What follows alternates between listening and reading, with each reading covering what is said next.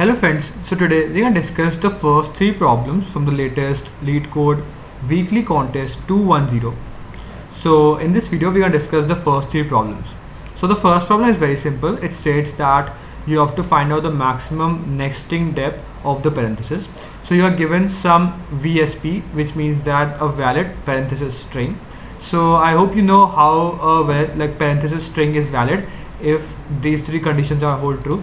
So if this is an opening and this is an closing, and if also there is nothing inside, this is an empty string, then it is of depth 0. If there is two strings A and B, then if you do a parenthesis of this, then the depth is the maximum depth of A and B.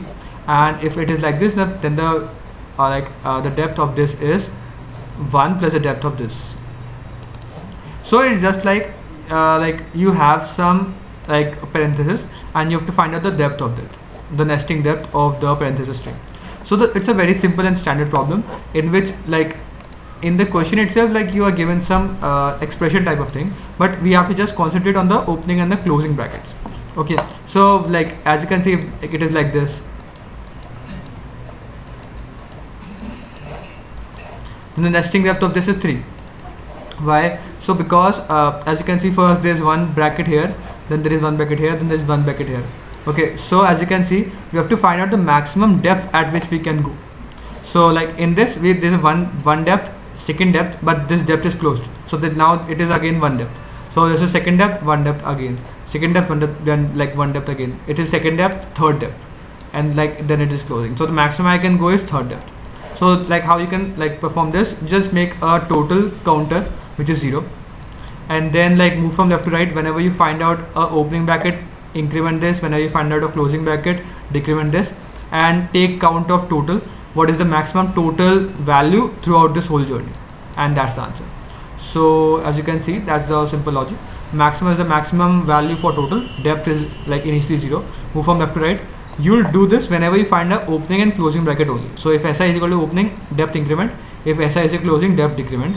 And maximum is the maxi is just maximum among all the depths over all these operations, and return out maximum. So it's a very simple problem.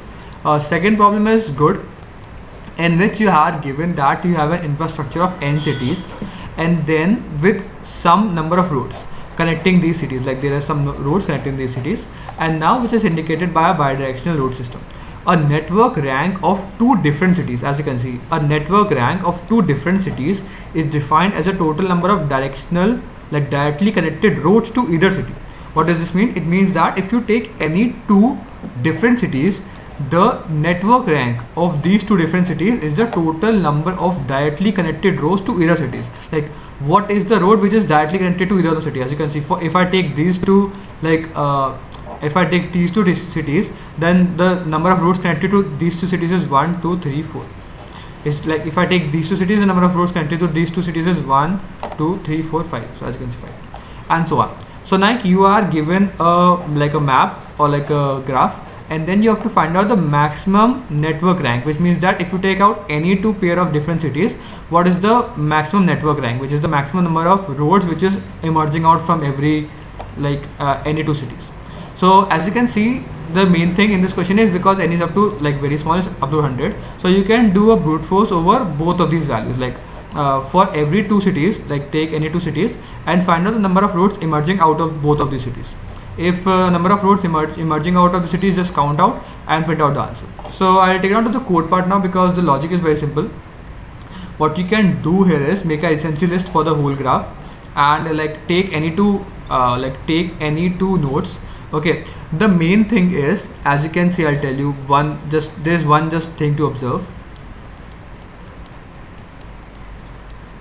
I'll make you understand with this example only. If this is the graph 1, 2, 3. If I take 1 and 2, or 1, 2 and 3, and this is 4 also.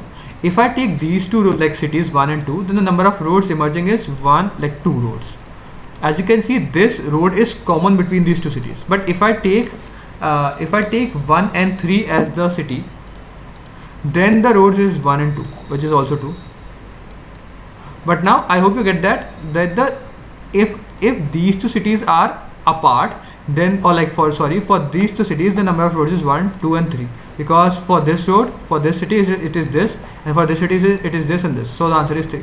So I hope you get the point. Is if the both of the cities is just adjacent, then one road will be common between them, and thus if both of cities are not if both of the cities we are talking about is not adjacent, then just count out the number of roads which is coming out of that city. That's the answer. But if both of the cities are adjacent, then if I count out number of roads coming out for both the cities, then one road will be common, so I have to subtract 1 from that, my answer. So if both of the cities we are talking about is adjacent, then subtract 1 from the answer. The total number of roads emerging out from both of the cities -1, and if both of the cities are like not adjacent, then the answer is just total number of roads emerging out of those both of the cities. So and then maximize over all the possible answers. So that's the whole logic for the second problem also. I'll get on to the code part now. So make an adjacency list, because n is up to 100, so this is adjacency list for like 100. For every road like vector value which is given, make an adjacency list. And then for every two cities from I equal to 0 to n minus 1, and for j equal to I plus 1 till n, total is the total number of roads which will be emerging out, or like the network rank. And OK is the thing, I'll tell you why, or like OK. OK just stores whether these two cities are adjacent or not. So how we can check that whether two cities are adjacent? Because I make an adjacency list. What I can do, because I know that my first city which I'm talking about is this, second city I'm talking about is this. Okay, so what I'll do, I will iterate over the adjacency list of I and found out that whether in the adjacency list of I, j is there. If the adjacency list of I has j, then I will make out OK equal to 1, which means that both of them are like side by side.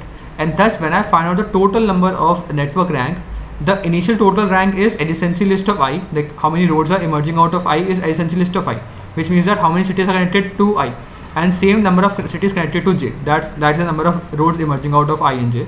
But if the number of cities are like adjacent, then if this OK will be 1, then I'll subtract 1 from it, because both of the cities are like adjacent, so I will have to subtract 1 from the answer, because I have told you one road will be common.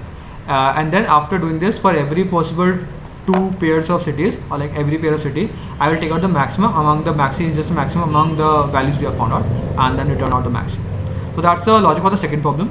The third problem is split two strings to make palindrome, in which you are given that you are given two strings A and B, and then what you'll do, you like A and B are of the same length. This is one thing you have to note down. And also what you'll do, you'll choose some index and split both of this string at the same index. Okay, now, and also this is one more thing, like if you choose like the index, as you can see in this, if I choose the index, if I choose this index, like this index, like 1 2 3, like after 3, so I will split both of these like vectors, or like both of the strings at this point. So the new strings will be this A B D E F and F E and C A B. So these are the new strings. So now the main thing is, after splitting out, as you can see, A will become, so like after splitting out we have some prefix and we have some suffix of A, and same for B. Now now we have to check that whether prefix of A and prefix plus B of suffix, or B of prefix and A of suffix form a palindrome. If any of these two strings form a palindrome, then we have to return out like this, it is possible, true, else we have to return out no. Also A or B can be like empty also. Okay, like, but A or B, we cannot take both as a empty string.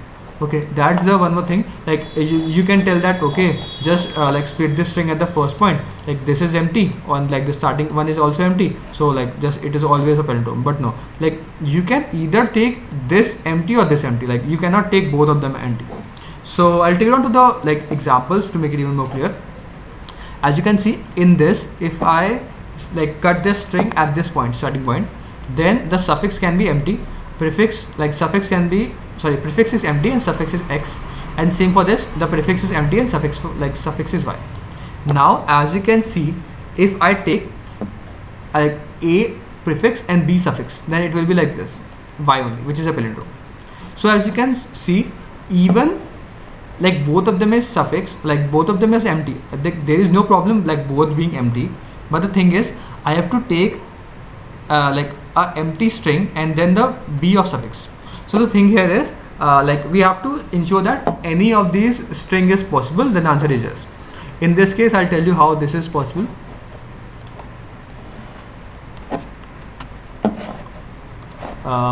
As you can see, it is A B D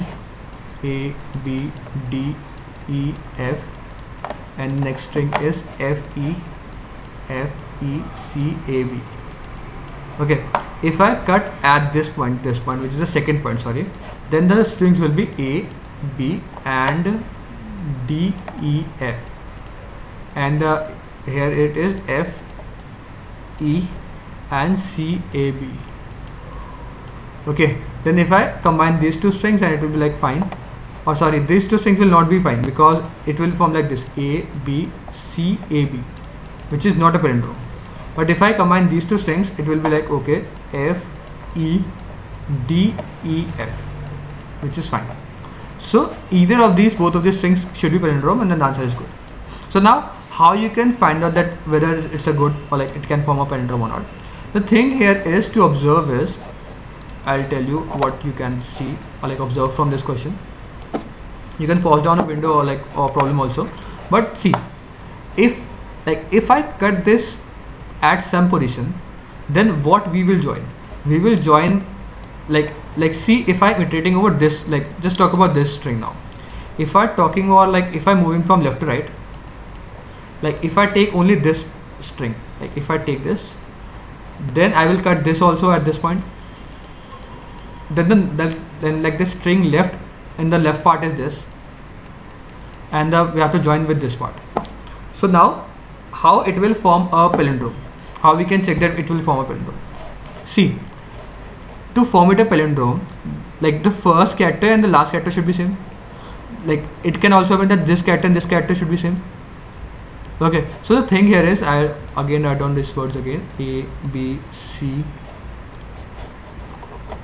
A, B, D, E, F, A, B, D, E, F, and also like this is F, E, C, A, B.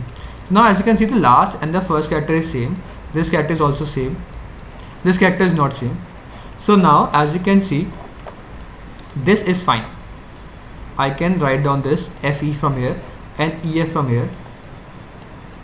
Now this part is not palindrome. Like we have to check that if I take this string which is common, okay, I have to check that whether this part of the string which is between these two parts, like as you can see, this should be palindrome.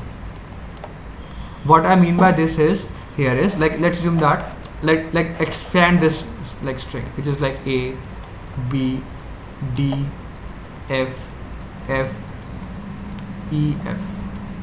Okay, and then it is like F, E, C, C, C, A, B.